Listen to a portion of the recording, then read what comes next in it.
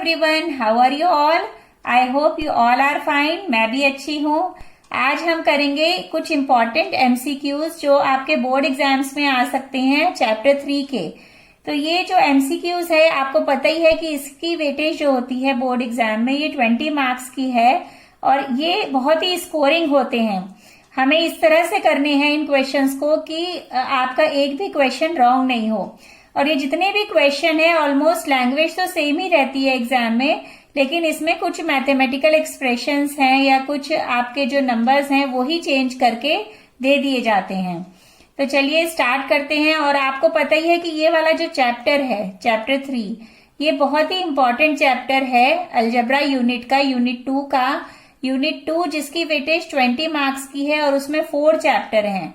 तो इस chapter number 2, 3, 4 and 5 आप सभी को पता है कि 4 एंड 5 चैप्टर में से वर्ड प्रॉब्लम्स रिड्यूस कर दिए गए हैं इस साल। तो इसलिए इस चैप्टर जो चैप्टर नंबर 3 है इसमें से सिर्फ क्रॉस मल्टीप्लिकेशन मेथड हटाया गया है। तो इस चैप्टर की वेटेज और भी ज्यादा बढ़ जाती है इस यूनिट में। तो हाँ, आज हम करते हैं इसके MCQs। चलिए स्टार्ट करते हैं। थोड़ा फास्ट करेंगे क्योंकि एग्जाम में भी ये 1 मार्कर क्वेश्चंस के फॉर्म में आएंगे और हमें फास्टली ही सॉल्व करना होगा। तो एग्जाम में हमारे पास लिमिटेड टाइम होता है। तो फर्स्ट क्वेश्चन से स्टार्ट करते हैं।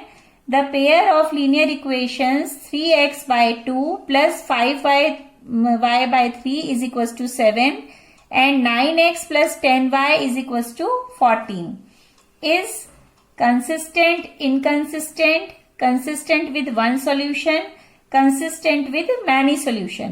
ये ऑप्शंस गिवन है आपको। अब इन दोनों इक्वेशंस को हमें चेक करना है कि ये इनमें से कौन सी है। तो जल्दी से हम लिख लेते हैं कि A1/A2, पहले हम A1/A2, B1/B2 एंड C1/C2 ये वैल्यूज निकाल लेंगे और इन वैल्यूज में जो रिलेशन होता है उसी के अकॉर्डिंग हम चेक कर लेंगे। तो A1/A2 क्या आएगा? A1/A2 इस इक्वेशन से हो जाएगा 3/2 बच्चों, एंड इसमें हो जाएगा A2 9। यहाँ पे इसे कट करा तो 3 1 3, 3 3 9। What we will get? We will get 1/6। Now B1/B2, B1 is 5/3 into B2 is 10। इसको भी सॉल्व किया तो हमें क्या मिल गया? 1/6। अब हम C1/C2 को देख लेते हैं। C1 है 7 एंड C2 है 14। तो आगे वी विल गेट 1/2। तो इससे हमें क्या मिल रहा है? इससे हमें मिला A1/A2 is equal to B1/B2 is not equal to C1/C2। और ये कंडीशन हमारी कौन सी होती है? ये कंडीशन होती है कि जिसमें लाइंस क्या होती हैं? पैरेलल होती हैं एंड नो सॉल्यूशन होता है एंड क्या होता है? तो इनकंसिस्टेंट होती हैं। अब ये इनकंसिस्टेंट है तो हमारा कौन सा ऑप्शन करेक्ट होगा? ऑप्शन बी इज करेक्ट, क्योंकि कंसिस्टेंट तो है नहीं ये, और कंसिस्टेंट विद वन सॉल्यूशन या कंसिस्टेंट विद मैनी सॉल्यूशंस भी नहीं है। ये लाइंस हमारी इनकंसिस्टेंट है। Now move to the second question. So the second question is find C if the system of equations cx plus 3y plus 3 minus c is equals to 0, 12x plus cy minus c is equals to 0 has infinitely many solutions। तो ये options given है। अब हमें इसे इन दोनों equations को check करना है फॉर इनफाइनाइटली सॉल्यूशन। और इनफाइनाइटली सॉल्यूशन की क्या कंडीशन होती है? जिसमें लाइंस को इंसिडेंट होती हैं उसमें हमारी कंडीशन होती है A1/A2 is equal to B1/B2 is equal to C1/C2। ये कंडीशन होती है इनफाइनाइटली मैनी सॉल्यूशंस के लिए। तो हम इसमें भी A1/A2 लिखते हैं। A1 है C/B1 is 12 is equal to B1 is 3 and B2 is C and C1 is 3 minus C upon minus C। ये हमारी हो गई, हमने तो सबकी वैल्यूज लिख ली हैं। अब हम इसे सॉल्व कर लेते हैं। पहले फर्स्ट 2 को लेते हैं तो हमें क्या मिलेगा? C/12 is equal to 3/C। Cross multiply किया, C² इज इक्वल टू 36। तो ये हो जाएगा C² minus 36 is equal to 0 C square minus 6 square is equal to 0। अब इसे हम ब्रेक कर लेते हैं तो ये हो जाएगा c minus 6 and c plus 6 that is equal to 0। तो हमें क्या मिल गया रिलेशन मिल गया c इज इक्वल टू 6 और c is equal to minus 6। अब हमें दो आंसर मिले हैं, लेकिन यहां तो हमें एक ही, हर ऑप्शन में एक ही आंसर गिवन है, तो हम दूसरा वाला जो रिलेशन है उसे भी लेके सॉल्व करते हैं। 3 upon C is equal to 3 minus C upon minus C, ये आ गया minus 3c is equal to 3c minus C square. अब इसमें से c कॉमन ले लिया तो हमें मिल गया 3 minus C and minus 3c, ये इससे कैंसिल हो गया 3 से, minus 3 is equal to 3 minus C. अब इसमें जो हमें ये वैल्यूज मिली हैं ये हम पुट करके देख लेते हैं। अगर हम यहाँ पे 6 पुट करते हैं, 6 पुट करेंगे तो क्या मिलेगा हमें, 6 पुट करने पे इट इम्प्लाइज 6 करेंगे तो हमें मिलेगा 3 minus 6, we will get minus 3। हमें मिला है माइनस 3 और LHS में भी क्या है माइनस 3 और RHS में भी आ गया माइनस 3। जबकि अगर हम माइनस 6 पुट करेंगे, C की जगह पर माइनस 6 पुट करने पर क्या होगा बच्चों, अगर हम करेंगे तो ये दोनों मिलकर 9 हो जाएंगे उस केस में, क्योंकि माइनस माइनस प्लस हो जाएगा और 3 प्लस 6 विल बिकम 9।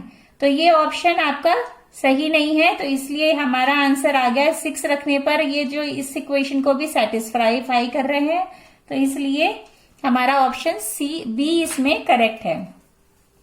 आपको ये क्लियर हो गया होगा। चलिए पढ़ते हैं next question. The value of k for which the system of linear equations x plus 2y is equal to 3 and 5x plus ky plus 7 is equal to 0 is inconsistent. तो ये इनकंसिस्टेंट के लिए दोनों इक्वेशन गिवन है और हमें k की value निकालनी है। तो इनकंसिस्टेंट के लिए आप ही बताइए कि क्या होती है कंडीशन। इनकंसिस्टेंट होती है लाइंस जब पैरेलल होती हैं और नो सोल्यूशन। पैरेलल लाइंस के ही बच्चों नो सोल्यूशन होते हैं, क्योंकि जब लाइंस पैरेलल होंगी तो वो कभी मिलेंगी ही नहीं, और इस तरह से हम इसे याद कर सकते हैं कि जब वो मिलती ही नहीं तो उनके नो सोल्यूशंस होते हैं। तो इसकी कंडीशन क्या होती है, इसकी कंडीशन होती है a1 upon a2 is equal to b1 upon b2 is not equal to c1 upon c2। अब हम इसमें वैल्यूज पुट करते हैं। a1 हो जाएगा 1 upon a2 is 5 is equal to 2 upon k is not equal to 3 upon 7। अब k हमारा यहां पर है जो हमें सॉल्व करना है। देन k की क्या वैल्यू आ जाएगी, 1 upon 5 is equal to 2 by k, cross multiply करा तो हमें मिल गया k is equal to 10। k की वैल्यू आ गई है और इसमें यहाँ पे ये ऑप्शन गिवन है, सो हमारा आंसर डी करेक्ट होगा। Now move to the next question. Our fourth question is the pair of equations y is equals to 0 and y is equals to minus 7 has one solution, two solution, infinitely many solution and no solution। अब ये जो दोनों आपको given है इसके लिए हम एक सिंपल सा एक छोटा सा यहीं पे ग्राफ एक प्लॉट कर लेते हैं ऐसे। इसके लिए अलग से ग्राफ की रिक्वायरमेंट नहीं है, हम यहीं से करते हैं। y is equal to 0, y is equal to 0 कौन सी एक्सिस हो जाएगी, y इज इक्वल टू 0 हो जाएगी x एक्सिस, ये आपका y इज इक्वल टू 0 है। Now y is equal to 7, y is equal to 7 कौन सी हो जाएगी, सपोज ये पॉइंट आपका 7 हो गया तो यहाँ पे आ जाएगा y इज इक्वल टू 7। तो ये दोनों हमने लाइंस प्लॉट कर ली हैं, ये आपका 0 0 है एंड दिस इज 0 एंड 7, ये हमने प्लॉट कर लिया। तो ये दोनों लाइंस आपको दिखाई दे रही हैं कि ये पैरेलल हैं, और पैरेलल लाइंस का क्या होता है, नो सोल्यूशन होता है, तो हम इसलिए इसे टिक कर लेंगे नो सोल्यूशन को। इसका ये आंसर करेक्ट है।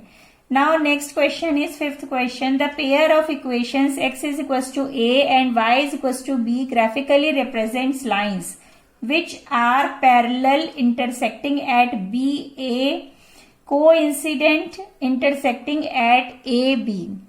तो ये क्वेश्चंस भी इसी की तरह से सिमिलर है, लेकिन इसमें यहाँ पे x is equal to a दिया है और यहाँ y is equal to b दिया है। तो चलिए इसके लिए भी एक छोटा सा ग्राफ प्लॉट करते हैं इस तरह से रफली। ये हो गया आपका origin 0 0 and this is x axis, this is y axis, इस तरह से है। अब x is equal to a, x is equal to a है तो ये x एक्सिस है, इस पर हम a यहाँ पे प्लॉट कर लिया हमने, and y is equal to B, suppose ये है यहाँ पे, तो इस तरह से ये वाला पॉइंट हमको मिलेगा जो होगा हमारा ए कॉमा बी। ये पॉइंट हमें मिला है और यहां पर क्या आ जाएगा, इस पॉइंट से ये लाइन ड्रॉ हो जाएगी और एक ऐसे लाइन ड्रॉ हो जाएगी।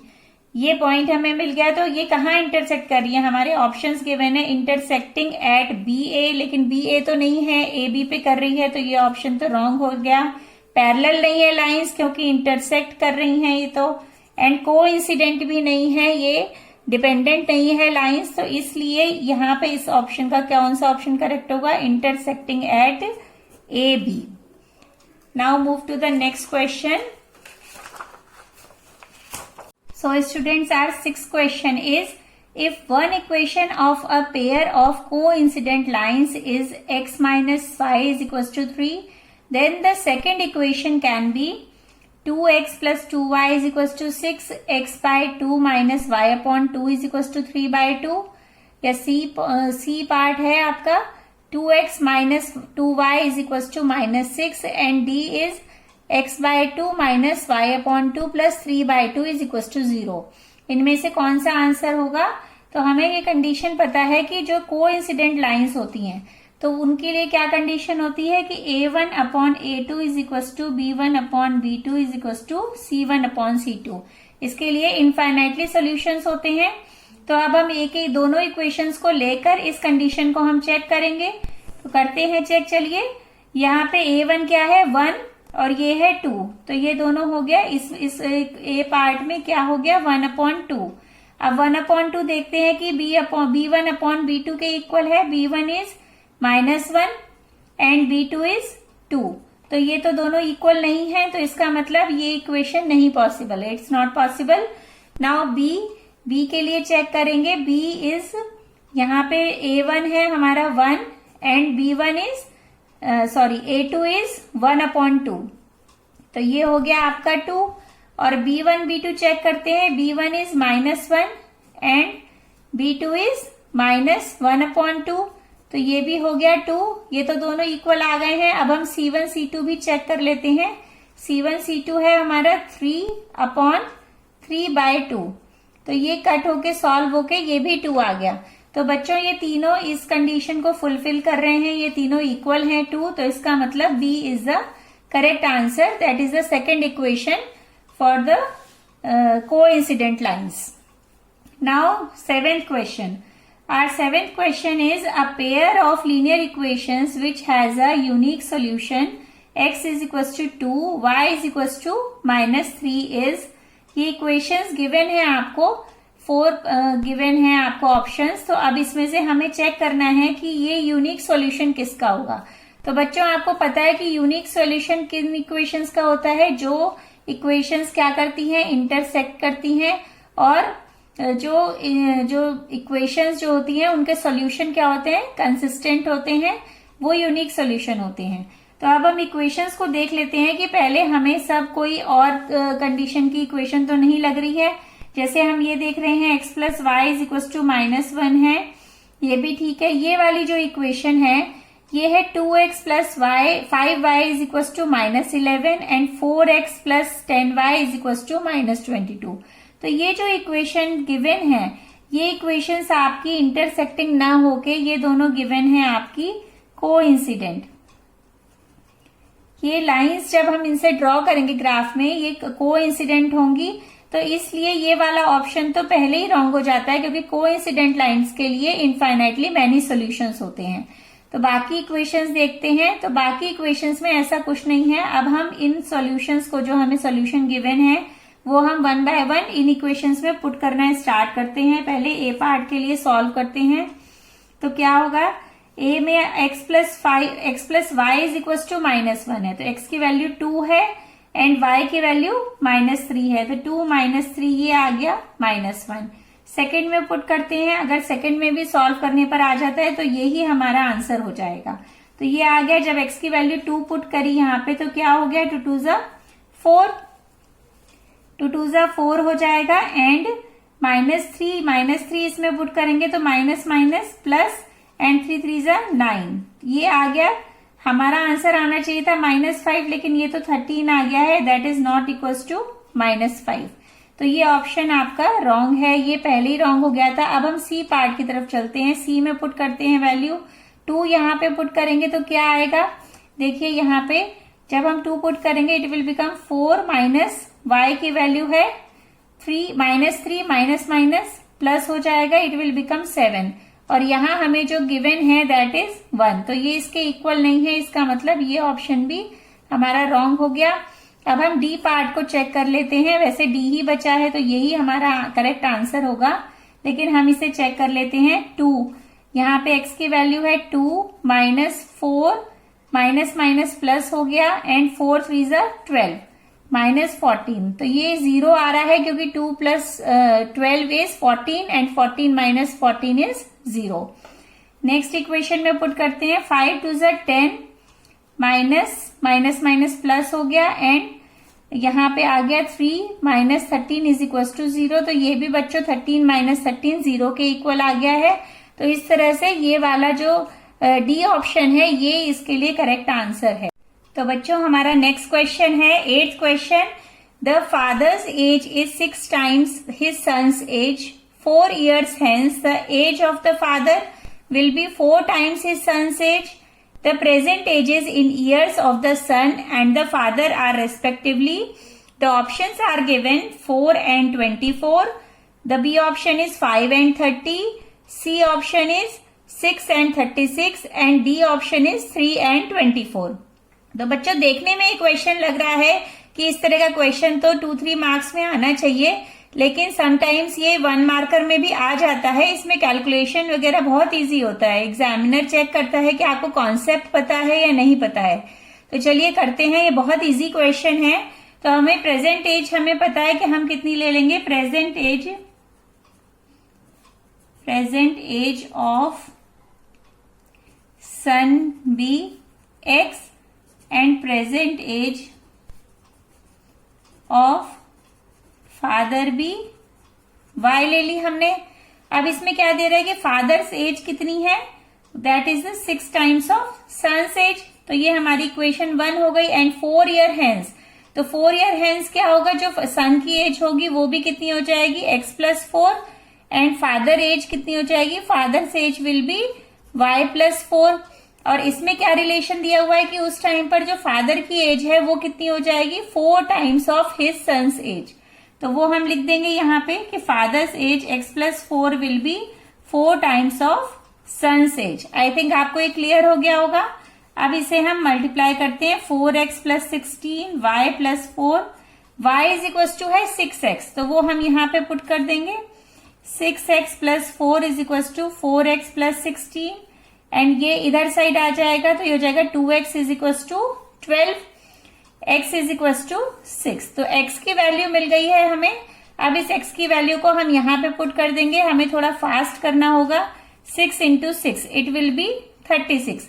तो हमें पूछा गया है कि the present age in the years of son and the father. तो फादर एंड सन की एज कितनी हो गई 6 एंड 36। तो ये वाला जो सी ऑप्शन है ये आपका करेक्ट हो जाएगा। So next question is 9th question. The graph of y is equal to 4x is a line. ये ऑप्शंस गिवन है आपको कि पैरेलल टू x एक्सिस है, परपेंडिकुलर टू y एक्सिस है, पैरेलल टू y एक्सिस है या passing through the origin है। तो अब हम ग्राफ एक छोटा सा ड्रॉ करने के लिए हम क्या करते हैं, हम जल्दी से इसके लिए 2 वैल्यूज हमें रिक्वायर्ड होती हैं। ये हमें पता है लीनियर इक्वेशन में, लीनियर ग्राफ के लिए। तो इसमें हम अगर हम x is equal to 0 put करेंगे तो क्या आ जाएगा, y will be 0। 4 into 0 is 0। अब हम x इज इक्वल टू अगर हम 1 पुट कर दे तो y विल बी 4। तो एक तो हो गया 0 0 और दूसरा क्या हो गया पॉइंट हमारा x इज इक्वल टू 1। तो x इज इक्वल टू 1 लिया and y is equal to this is y axis. इस पर हमने 4 ले लिया तो हमें ये पॉइंट मिल गया है 1,4। इसको हम ज्वाइन कर सकते हैं इस तरह से। तो हमें क्या पॉइंट मिल रहा है यहाँ पे, ये लाइन पैरेलल भी नहीं है तो ये वाला ऑप्शन आपका रॉन्ग हो गया। परपेंडिकुलर भी नहीं है, ये y एक्सिस हमारी ये है, इस पे परपेंडिकुलर भी नहीं है। पैरेलल टू y एक्सिस भी नहीं है ये line. This line is passing through the origin. ये ओरिजिन है और इससे पास हो रही है ये लाइन। तो हमारा ये वाला डी ऑप्शन करेक्ट हो जाएगा। आई थिंक आपको मजा आ रहा होगा करने में क्वेश्चंस। हम लोग थोड़ा फास्ट कर रहे हैं और समझ कर भी कर रहे हैं। So students, our next question is, बच्चों देखिए क्या है। 10th question is the difference between a 2-digit number and the number obtained by interchanging the digits is 27। What is the difference between the 2 digit of the number. तो चलिए हम करते हैं। इस क्वेश्चन में हम क्या करते थे, इस तरह के क्वेश्चंस जब हमने एक्सरसाइज सॉल्व करी है तो उसमें भी करे हैं। तो हम क्या करते हैं उसमें कि जो 2 digit नंबर के लिए, जैसे हमने समझा था कि अगर हमारा जो नंबर है कोई, हम ले लेते 36 है, तो हम इसको 36 को क्या लिख सकते हैं, 30 + 6 36, और 3 × 10 + 6 ये भी होता है 36 के इक्वल। तो हम क्या करते हैं कि हम 10th digit को लेते हैं एंड 1st digit को लेते हैं। तो वही कॉन्सेप्ट हम यूज करेंगे। तो हम लिख सकते हैं let the 10th place digit be x and 1st place digit be y। ये हमने ले लिया तो हमारा ओरिजिनल नंबर क्या हो जाएगा, original number will B 10x + y। x हमारी क्या है, 10th place digit है, and y is 1st place digit। तो उस तरह से लिख लिया। अब इंटरचेंजिंग करेंगे अगर हम नंबर को, अगर हम इन डिजिट्स को इंटरचेंज कर देंगे, then interchanging number will be 10y + x। हमने इंटरचेंज कर दी डिजिट, 1st place को हमने लिख दिया है 10th place पर, एंड 10th place डिजिट को 1st place पर। तो इसमें क्या रिलेशन आया, the difference between a 2 digit number and the number obtained by interchanging the digit. अब इन दोनों का डिफरेंस, अब डिफरेंस में हमें ये नहीं पता है कि इसमें कौन सा नंबर बड़ा होगा, तो हम दोनों केस के लिए करेंगे। हम यहां पे लिख लेते हैं case 1 and this is case 2। इसके लिए हम सॉल्व करते हैं इसे। तो हम पहले लेते हैं 10x + y - 10y + x is equal to है 27, ये डिफरेंस। तो इसे सॉल्व किया, अब क्या आ गया, 10x + y - 10y - x is equal to 27। ये सॉल्व करने पर आ गया 10x में से x गया 9x - 9y is equal to 27। 9 common ले लेंगे तो क्या आ जाएगा, x - y is equal to 3, क्योंकि 9 ये नीचे चला जाएगा और फिर ये कट हो जाएगा 27 हमारा 9 से, तो हमें मिल जाएगा x - y is equal to 3। तो यही पूछा था हमें कि डिफरेंस जो 2 digit नंबर है इसका जो डिफरेंस होगा वो कितना होगा, जो डिजिट्स गिवन है। तो x एंड y का डिफरेंस क्या आ रहा है, 3 आ रहा है। लेकिन अब हमारे पास जो सेकंड केस है कि हम इसमें से इसे माइनस करें इस नंबर को, तो उसे भी करके देख लेते हैं। 10y + x - 10x + y is equal to 27। ये ब्रैकेट ओपन करेंगे तो 10y - y it will become 9y - 9x is equal to 27, and again y - x is equal to आ जाएगा 3। तो इस तरह से दोनों में जो डिफरेंस आ रहा है, जो डिजिट्स का डिफरेंस है, देखिए x - y है, और अगर यहाँ पे y बड़ी डिजिट होगी तो y - x, दोनों का डिफरेंस हमारा 3 आ रहा है। तो बच्चों ऑप्शन ये सब रॉन्ग हो जाएंगे और D option is correct answer. तो चलिए बढ़ते हैं नेक्स्ट क्वेश्चन की ओर। नेक्स्ट क्वेश्चन है हमारा, vertices of the triangle formed by the lines x + y is equal to 2, x axis and y axis R। अब हमें वर्टिसेस ऑफ ट्राइंगल, हमें एक ट्राइंगल फॉर्म करना है, तो हम इस तरह से एक छोटा सा ग्राफ रफली प्लॉट कर लेते हैं। और हमें ये तो पता ही है ये x एक्सिस है ये हमारी, and this is y axis. तो दो लाइंस हमें गिवन यही है, एक्सिस गिवन है। इसके लिए हम 2 पॉइंट्स निकाल लेते हैं इस तरह से। ये x है, ये y है, तो x की वैल्यू अगर हम 0 पुट करेंगे तो क्या हो जाएगा, ये 0 हो गया, तो y की वैल्यू हो गई 2। अगर हम x की वैल्यू 1 लेंगे तो y विल बी इधर चला जाएगा 1, और 2 - 1 विल बी 1। ये 2 पॉइंट हमें मिल गए। हम ये प्लॉट कर लेते हैं। When x is equal to 0 and y is equal to 2, एक पॉइंट ये आ गया 0, 2 एंड 1 एंड 1। तो यहाँ पे x एक्सिस अगर 1 है और y एक्सिस पर भी आ गया 1, तो दिस इज 1 एंड 1, ये दोनों पॉइंट आ गए हैं। अब हम एक लाइन ड्रॉ कर लेते हैं।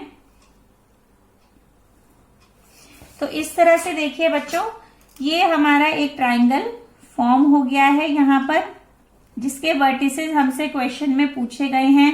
और ऑप्शंस भी गिवन है हमें। तो हमें अब इनके जो वर्टिसेस हैं वो लिखेंगे। सपोज हमने लिख लिया ये ए बी एंड सी है, तो ये क्या वर्टिसेस होंगे? बी तो ओरिजिन है, बी इज 0 एंड 0, तो यहाँ पे बी आ गया हमारा 0 0। तो ए के वर्टिसेस क्या होंगे? ए के वर्टिसेस हो जाएंगे 0 एंड 2, एंड सी पॉइंट के वर्टिसेस क्या होंगे? सी पॉइंट हमारा जो है एक्स एक्सिस पर है, तो इस पर हो जाएंगे सी के 2,0, क्योंकि वाई एक्सिस पर ऊपर नहीं है, ये एक्स एक्सिस पर है, और ये हो गया यहां तक 1 था, ये हो गया हमारा 2। तो ये जो तीनों हमें वर्टिसेस मिल गए हैं ट्राइंगल के। अब हम ऑप्शंस चेक कर लेते हैं। ये ऑप्शन हमारा रॉन्ग हो गया क्योंकि यहाँ 2 2 आ गया है, ये भी रॉन्ग है। ऑप्शन हमारा 0 0 0 2 and 2 0। So the third option is the right option. चलिए अब करते हैं next question. Next is 12th question. Question number 12 is the pair of equations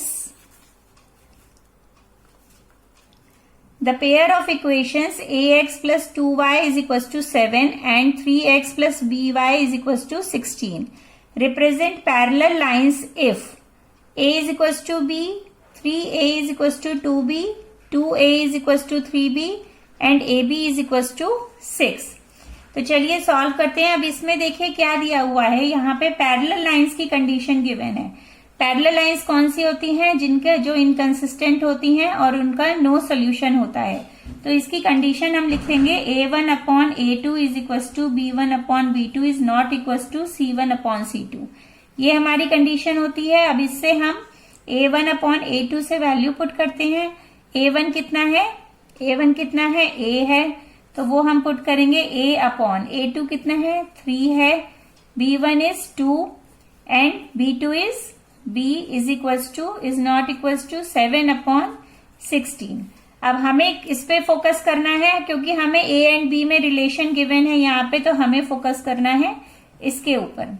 तो हम इस पर फोकस करते हैं तो क्या आ जाएगा? It will become a into b is equal to 6। ये इससे मल्टीप्लाई हो जाएगा और ये इससे मल्टीप्लाई हो जाएगा, तो आंसर क्या हो गया हमारा? D option is the right answer. I think आपको क्लियर हो रहे होंगे सब क्वेश्चंस। ये सभी इंपॉर्टेंट क्वेश्चंस हैं, ये आप जरूर अच्छी तरह करिएगा एग्जाम्स के लिए। सो पढ़ते हैं next question. 13th question is for which values of p will the lines represented by the following pair of linear equations be parallel? 3x minus y minus 5 is equals to 0 and 6x minus 2y minus p is equals to 0।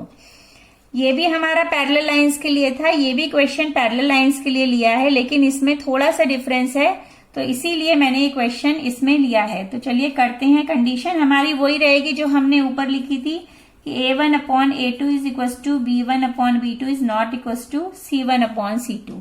ये हमारा parallel lines के लिए condition है।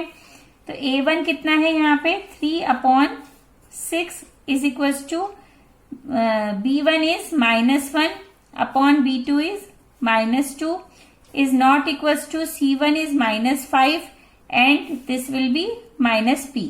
अब देखिए बच्चों, इसमें हमसे पूछी गई है value for which values of p। अब p की वैल्यू है और p हमारा इसमें आ रहा है, यहाँ पर इस पर आ रहा है p, तो हम इस पर ही फोकस करेंगे। ये नॉट इक्वल्स टू की कंडीशन गिवन है, तो समटाइम्स इस तरह का भी क्वेश्चन आ जाता है। तो ये हो जाएगा -1 upon -2 is not equals to -p upon -5 upon -p। Minus minus अब कैंसिल हो जाएंगे, तो it will become 1 upon 2 is not equals to 5 upon p। So p is not equals to 10। ये हमारा इससे सोल्यूशन जो हमें चाहिए था वो निकल गया है।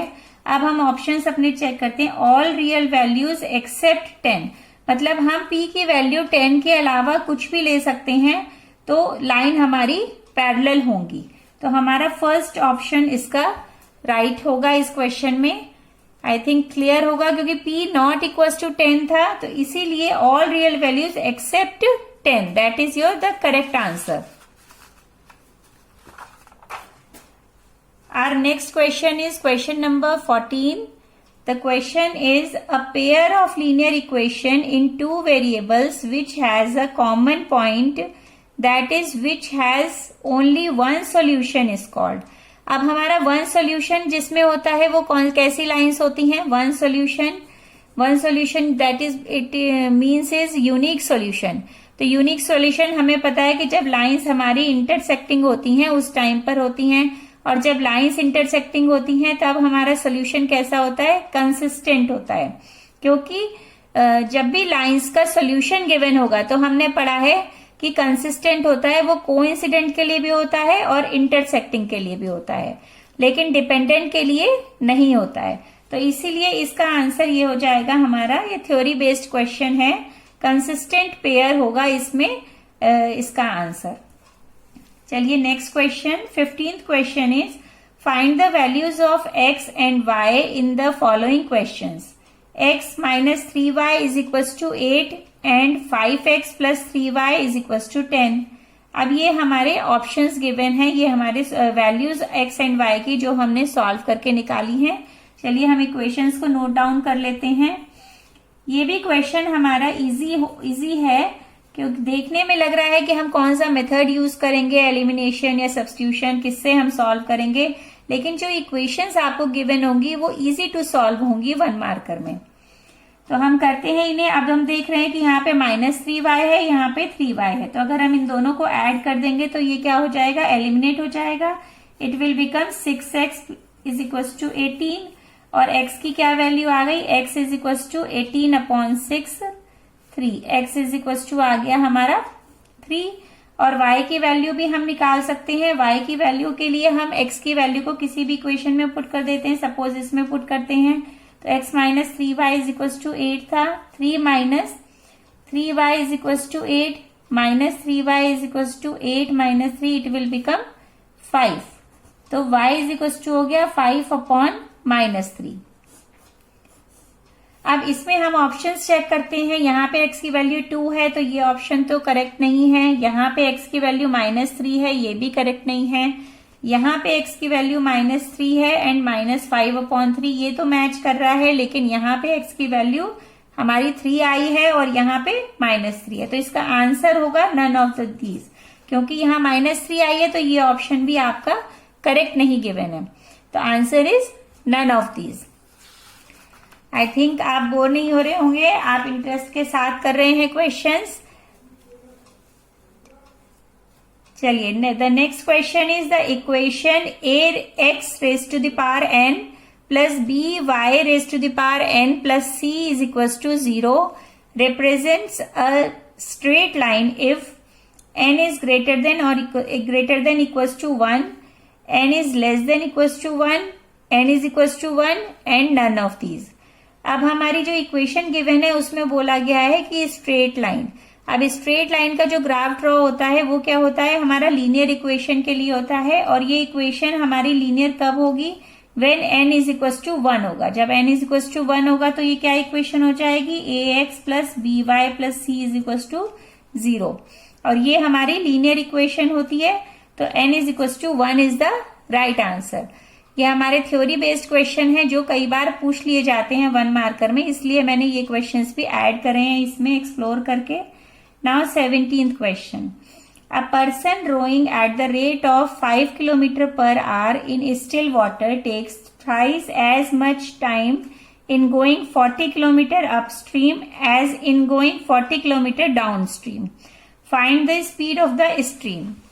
अब इस क्वेश्चन को देखकर डरना नहीं है कि ये क्वेश्चन हमें इसमें 1 मार्कर में क्यों दे दिया गया है, हम तो सॉल्व नहीं करेंगे, हमें तो बहुत टाइम लगेगा, लेकिन ये इजी टू सॉल्व है। ये क्वेश्चन बिल्कुल हम सिंपल वे में जल्दी से सॉल्व करेंगे। देखिए बच्चों, इसमें हमें स्टिल वाटर में जो स्पीड होती है वो हमें गिवन है यहाँ पे 5 किलोमीटर पर आवर, तो हम लिख लेते हैं स्टिल वाटर में स्पीड है, स्पीड इन स्टिल वाटर है ये है 5 किलोमीटर पर आवर। और स्ट्रीम के लिए ले लेते हैं, अगर हम स्पीड ऑफ द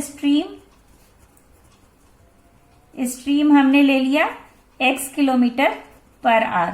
तो आपको रिकॉल करा देती हूं मैं थोड़ा सा कि जब हमारा अप स्ट्रीम के केस में क्या हुआ करता था, इस तरह से बोट थी, अगर हमारी स्ट्रीम की direction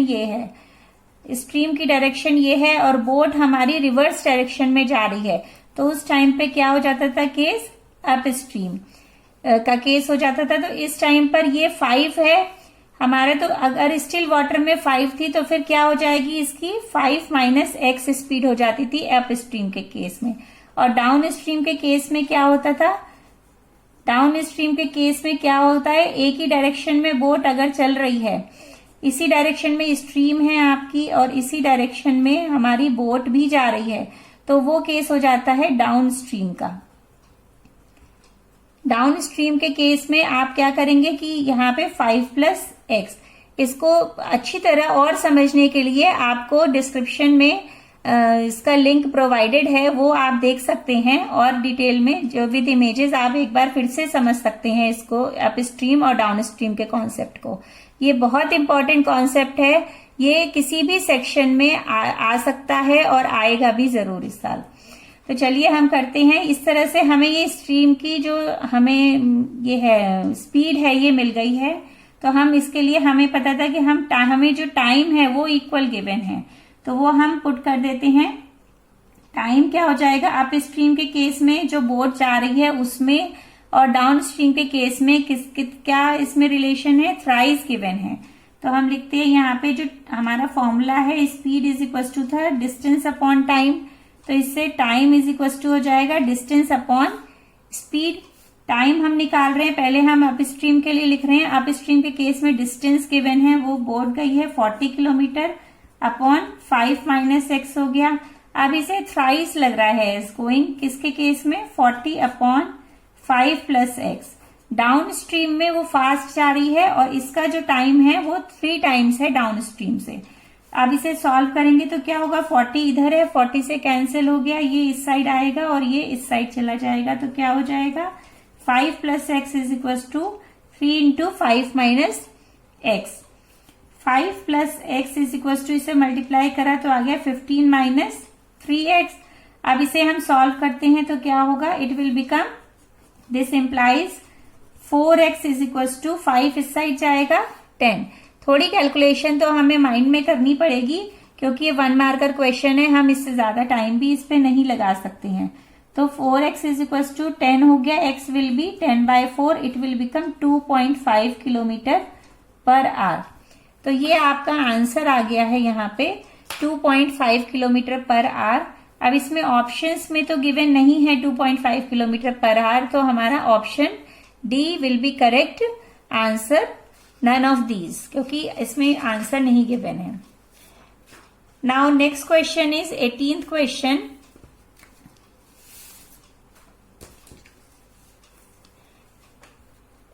Eighteenth question is, the students of a class are made to stand in rows. If 3 students are extra in a row, there would be 1 row less. If 3 students are less in row, there would be 2 rows more. Find the number of students in the class. तो देखिए बच्चों, इस तरह का question हमने पहले भी किया है, लेकिन हम एक बार फिर से करते हैं। इसमें क्या है, ये हमने नंबर ऑफ रोज ले ली जिसमें स्टूडेंट्स स्टैंड हैं। अब पहले हम लिख लेते हैं number of students in each row. Suppose वो x है एंड हमारी नंबर ऑफ रोज कितनी है, नंबर ऑफ रोज सपोज हमने y ले ली है, तो नंबर ऑफ स्टूडेंट्स कितने हो जाएंगे, टोटल नंबर ऑफ स्टूडेंट्स हो जाएंगे x into y. Total number of students हमारे हो गए x इंटू वाई। अब इसमें गिवन है the students of class are made to stand in rows if 3 students are extra in each row. अब जब 3 स्टूडेंट्स एक्स्ट्रा हो गए हैं तो इस केस में 1 रो हमारी लेस हो गई, तो 1 रो लेस हो गई, तो हमारे जो स्टूडेंट्स इसमें एक्स्ट्रा हुए हैं तो हम लिखेंगे x प्लस 3 इंटू, क्योंकि नंबर ऑफ स्टूडेंट्स निकालने हैं उस टाइम पर। अब हमारी जो रो है वो 1 लेस हो गई है, तो 1 लेस हो गई और ये इक्वल्स टू हो जाएंगे एक्स वाई के, क्योंकि जो हमारे नंबर ऑफ स्टूडेंट्स हैं वो तो चेंज नहीं हुए हैं, वो तो सेम ही हैं। अब हम इसे सॉल्व करते हैं क्विकली। तो देखिए जब हम इसे इससे मल्टीप्लाई करेंगे तो हमारा क्या आ जाएगा, x y plus 3y minus x minus 3 is equal to x y से एक्स वाई कैंसिल हो गया और हमें क्या मिल गया, 3y minus x is equal to 3, that is our first equation.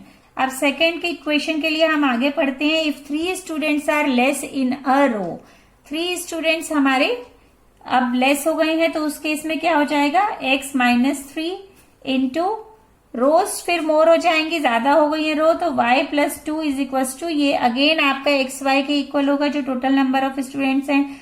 अब हम इसे फास्टली ओपन करेंगे क्योंकि हम एक्स वाई करेंगे तो ये एक्स वाई इस एक्स वाई से कैंसिल हो जाएगा, जैसे इसमें कैंसिल हुआ तो क्या आ जाएगा, इसको इससे मल्टीप्लाई करा तो आ गया 2x, इसको इससे करा तो माइनस 3y, ये आएगा प्लस माइनस -6 और -6 इस साइड चला जाएगा तो ये बन जाएगा 6। That is our second equation. अब इन दोनों इक्वेशंस को हम फास्टली सॉल्व कर लेते हैं। देखिए यहाँ पे ये इक्वेशन है हमारी, इसको हम इस तरह से भी लिख सकते हैं, -x plus 3y is equal to 3। ये दोनों इक्वेशन है। इसमें हम अगर हम 2 को कॉमन, इसमें 3y और 3y, देखिए ये दोनों हमारे कॉमन है, तो हम इन दोनों इक्वेशंस को ऐड कर देंगे तो हमें क्या मिलेगा, हमें मिलेगा -x plus 3y is equal to 3 था, और यहाँ पे था 2x minus 3y is equal to 6। इन दोनों को ऐड किया तो ये एलिमिनेट हो गया और ये दोनों सॉल्व होकर आ गए x is equal to 9। x की वैल्यू 9 है, लेकिन हमसे पूछा है find the number of students in the class. अब हमें नंबर ऑफ स्टूडेंट्स के लिए y निकालना है, तो 9 को अगर हम यहाँ पे पुट कर देंगे तो क्या आ जाएगा, 3y minus 9 is equal to 3। 9 इस साइड जाएगा तो ये बन जाएगा 3y इज इक्वल टू 12। तो y की क्या वैल्यू आ जाएगी, 3 4 12, 4 आ गई y की वैल्यू और x की वैल्यू आ गई 9। तो हमें नंबर ऑफ स्टूडेंट्स हमारे थे xy। अब हम 9 इंटू 4 कर देंगे तो क्या आ जाएगा, 36। तो इस तरह से ये option A is the correct answer in this question. 36 students are there in the class. चलिए रीड करते हैं next question. The cost of 2 pencils, the cost of 2 pencils and 3 erasers is ₹9 and the cost of 4 pencils and 6 erasers is ₹18. Find the cost of each pencil and each eraser. अब हम अगर हम each pencil के लिए, इसके लिए हम x ले लें और इसके लिए इसकी कॉस्ट अगर हम y ले लेते हैं तो हम फास्टली इक्वेशंस लिख रहे हैं। क्या होंगी equation will become 2x plus 3y is equal to 9। अब दूसरी इक्वेशन क्या होगी, our second equation is 4x plus 6y is equal to 18। ये आ जाएंगी इक्वेशंस। अब इन दोनों इक्वेशंस को अगर हम सॉल्व करेंगे तो क्या करेंगे, हम इसको 2 से मल्टीप्लाई करेंगे। अब हमने फर्स्ट इक्वेशन को अगर सपोज हमने 2 से मल्टीप्लाई करा तो ये इक्वेशन क्या बन जाएगी, after multiplying it 2 multiply the equation 1 by 2 से करा तो क्या हो जाएगा, ये 4x plus 6y is equal to 18। और बच्चों ये जो इक्वेशन है, ये इक्वेशन है, दोनों बिल्कुल सेम है। देखिए ये इक्वेशन बिल्कुल सेम है, तो इसका मतलब क्या है, ये लाइंस कोइंसिडेंट हैं और इनके क्या होते हैं, इनफाइनाइटली सॉल्यूशंस होते हैं। इनफाइनाइटली सॉल्यूशंस वाली जब भी लाइंस आपकी बन जाएंगी तो उसमें हम कॉस्ट फाइंड आउट नहीं कर सकते। We are not able to find the exact solution of the question. तो इस ऐसे क्वेश्चंस में आपका डी ऑप्शन करेक्ट होगा, इसमें से कोई भी आंसर नहीं आ सकता है, क्योंकि अगर हम इसे दोनों को सब्ट्रैक्ट करेंगे तो क्या हो जाएंगे, x भी एलिमिनेट हो जाएगा और y भी एलिमिनेट हो जाएगा, तो इसमें वेरिएबल ही नहीं लेफ्ट रहेगा। तो इसलिए हम इसे एक पर्टिकुलर सॉल्यूशन नहीं निकाल सकते हैं। तो ये स्पेशल क्वेश्चन है, इसलिए मैंने ये लिया है आपके लिए question. Now our last question is 20th question is one equation of a pair of dependent linear equation is -5x plus 7y minus 2 is equals to 0. The second equation can be, अब हमें ये equation given है, एक equation given है और इसमें equations जो दोनों हैं वो दी गई हैं कि वो डिपेंडेंट है। तो डिपेंडेंट कौन सी इक्वेशंस होती हैं, जो इक्वेशंस कोइंसिडेंट होती हैं, इस तरह से कोइंसिडेंट होती हैं वो डिपेंडेंट होती हैं। तो उस केस में क्या होता है, a1 upon a2 is equal to b1 upon b2 is equal to c1 upon c2। अब हम चेक कर लेते हैं, और जो डिपेंडेंट इक्वेशंस होती हैं उनके इनफाइनाइटली सॉल्यूशंस होते हैं। इसमें सब साइन भी सेम रहेंगे, बस इसमें वेरिएबल एक ऑर्डर में चेंज हो जाता है, या तो 2 से मल्टीप्लाई हो जाएगा या 3 से। अब हम इसमें देख रहे हैं कि 5x हमारा 10x बन गया है, तो इसका मतलब इस इक्वेशन को अगर हम 2 से मल्टीप्लाई कर देंगे तो हमें जो न्यू इक्वेशन है वो मिल जाएगी। तो हम इसे 2 से मल्टीप्लाई करते हैं तो क्या आ जाएगा हमारे पास, -10x plus 14y minus 4 is equal to 0। अब हम इस इक्वेशन को कंपेयर करते हैं। फर्स्ट से कंपेयर करा तो -10x है, यहाँ +10x है, और प्लस 14y है, -4 है, तो ये हमारी इक्वेशन नहीं हो पाएगी, मैच नहीं हो रही है इससे। Now B part is -10x plus 14y -4। इस केस में ये तो मैच कर रहा है, लेकिन यहाँ पे +4 था और यहाँ है -4, तो ये भी नहीं है option correct. Now C part, -10x minus 14y plus 4। अब इसमें ये तो मैच कर रहा है, लेकिन -14y एंड +4 ये नहीं मैच हो रहा है। तो अब हम लास्ट ऑप्शन इसका एक बार चेक कर लेते हैं। लास्ट ऑप्शन है 10x minus 14y plus 4 is equal to 0, और यहाँ पे है -10x plus 14y minus 4 is equal to 0। तो इससे मैच करने के लिए अगर हम माइनस को कॉमन ले लें तो ये क्या बन जाएगा बच्चों, 10x minus 14y minus plus 4 is equal to 0, और इसको हम माइनस को इधर ले जाते हैं, हटा देते हैं, तो हम लिख सकते हैं 10x minus 14y plus 4 is equal to 0।